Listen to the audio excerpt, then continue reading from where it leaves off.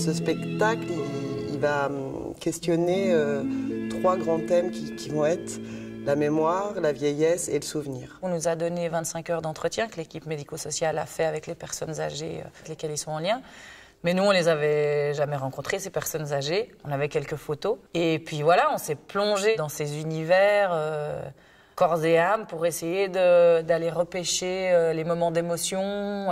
Qu'est-ce qu'on avait envie de dire aussi avec toute cette parole. On avait envie de garder beaucoup plus de choses que ce qui est montré dans le spectacle, parce que ça dure 50 minutes. Et comme il y avait 24 heures d'entretien, 11 personnes âgées interviewées, donc 11 vies à raconter. Dans le cadre du dispositif APA, on est amené à rendre visite des personnes âgées. Hein, et donc, on fait une évaluation pour déterminer si la personne est éligible à l'APA ou non. Et souvent, au cours de l'entretien, ces personnes nous parlent de leur vécu. Donc il y avait la partie où il parlait plus de la prestation, si la personne était éligible, de quoi elle avait besoin. Et puis après, une fois que ça s'était passé, hop, il y avait autre chose qui... Et alors c'est vrai qu'il y avait des histoires très intéressantes, quoi. Il y avait des choses... On s'est dit c'est dommage de perdre ça. On sent qu'il y a besoin, donc des fois on écoute un petit peu. Et puis à un moment, oui, il faut recadrer, donc des fois on est frustré parce qu'on aura envie de parler... Voilà, donc là c'était l'occasion pendant 1h30, 2 heures de les enregistrer, de laisser la parole libre. Dans le spectacle, je pense qu'il y a 95% de tout ce qui est dit et entendu qui vient de ces entretiens. Donc nous, on a fait une écriture somme toute assez sommaire, dans vraiment ce qu'on a écrit comme mots. Après, on a fait une grosse écriture dans ce qu'on a choisi, qu'est-ce qu'on a mis ensemble, qu'est-ce qu'on a... Voilà. Je veux dire, au niveau vraiment des mots qui sont dits ou qui sont entendus, allez, on a mis 10, 15 phrases de lien, c'est tout. Tout le reste, c'est vraiment tiré de ce qu'on a entendu. Ma très chère Yvonne, voilà bientôt 9 mois que je suis partie. Il faut que je te raconte un peu ce qui se passe ici. Un jour, c'était début juin. On nous a dit, attention, les Allemands arrivent et viennent vous chercher. C'est-à-dire qu'on était toujours en petit groupe. Avec ceux, il y en a qui se sont fait choper. On nous a averti, une compagnie ou une section qui avait été attaquée par les Allemands. Le théâtre, on a dit, c'est pas mal, ça va rejouer. Voilà. Et donc l'intercompagnie a bien accepté de le faire. Et surtout a été fidèle à ce que nous, on voulait. C'est-à-dire qu'on voulait vraiment que les paroles des personnes âgées ressortent. Elles ont eu un travail énorme au départ pour arriver à faire le tri dans tout ça, quoi. Et puis peut-être pas forcément non plus de super bonne qualité, nos interviews, parce que bon, c'est vrai que c'est pas des professionnels. Mais bon, je pense que c'était bien ce qu'elles ont fait. On ne savait pas comment ça allait être restitué. On n'en avait aucune idée puisque l'appel à projet n'avait pas été lancé.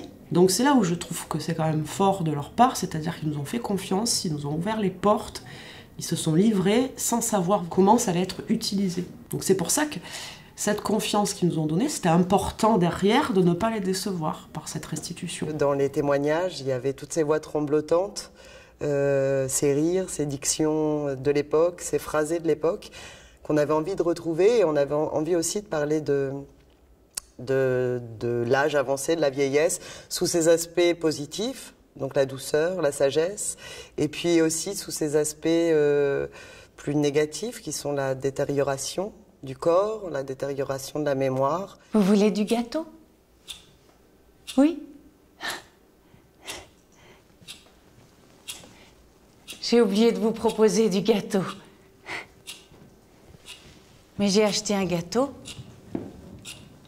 Où est-ce que je l'ai mis, ce gâteau? Je me dis pas, ah, je joue une vieille personne. Je me dis plutôt, pense à tes pieds, au rythme auquel tu vas marcher, le temps que tu vas prendre pour dire des mots, pour dire les phrases, le regard qui se pose, qui s'arrête. Quand on est une personne âgée, ben, la vie, elle se ralentit. Donc tout se ralentit. Les phrases, les mots, les gestes, la pensée. En tant que comédien, metteur en scène ou faisant du son, on peut avoir tendance à remplir le vide. Parce qu'on a un peu peur de ce vide, mais ce vide, il parle quand on parle de la vieillesse. Donc il y a à la fois, il y a beaucoup de bruit, beaucoup de paroles, et à la fois, il y a des silences. Après, il y a plein de petites choses au niveau de la scénographie pour rendre cette mémoire vivante. Et du coup, moi, j'ai un gros travail derrière de mise en place d'objets, de changement de costume et tout ça. doublé du fait que effectivement je change de personnage tout le temps. Et la machine à laver, ça vous dit rien? Si ça me dit rien, bon Dieu, mais bien sûr que ça me dit quelque chose. Avant, c'était une autre histoire. C'était affreux. Je me souviens, il fallait que je traverse le Rhône pour aller chercher mon bois, que je décrasse le linge avec de la cendre, on y faisait couler de l'eau, que je faisais bouillir sur mon fourneau, et puis après, il fallait l'étendre. Mais à mesure qu'on l'étendait, ça gelait. Pas de machine à laver. Pas de sèche-linge. Il y a des fois quand même, on se rend pas compte. Cette pièce, elle transmet en fait tout ce qui a été vécu par ces gens-là à différents moments de leur vie et sur différents sujets. Que ce soit l'amour, que ce soit la guerre, que ce soit les séparations, que ce soit la société qui se modernise à vitesse grand V, la condition de la femme. Ça raconte tout, mais à un moment différent, dans le passé.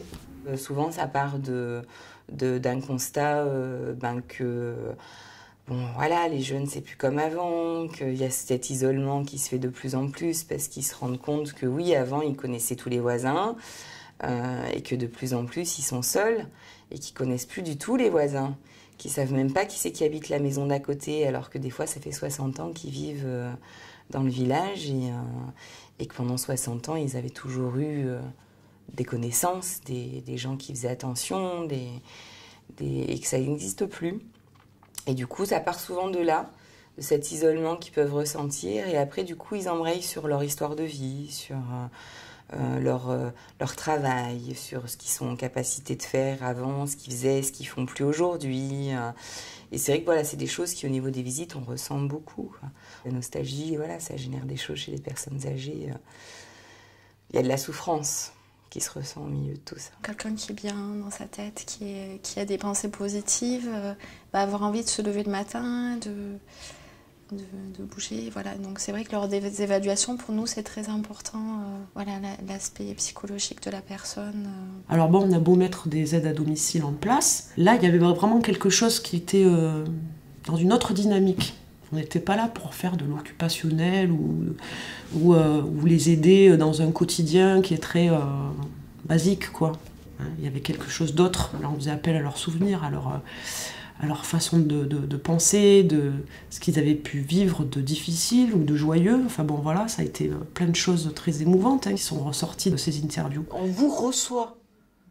C'est pas vous qui recevez derrière un bureau, etc. C'est, je veux bien, on va vous faire rentrer dans la cuisine, dans le salon, vous faire asseoir tel endroit, c'est pas rien. On est vraiment dans l'intimité aussi. Ces personnes ont des fois plus besoin de parler parce que les seules personnes qu'elles peuvent rencontrer, c'est les enfants ou les petits-enfants. Mais ce que veulent les enfants, c'est de savoir si leurs parents vont bien, qu'elles ne se fatiguent pas trop, qu'elles ne fassent pas de gestes qui risquent d'entraîner une chute ou autre. Hein. Donc c'est vrai que l'histoire de leurs parents, ils en parlent très peu. Hein. Nous, bon, ces personnes-là nous ont raconté une partie de leur histoire que même leurs enfants ne connaissent pas forcément. C'est des gens qui nous racontent leur enfance, qui nous racontent leur vie.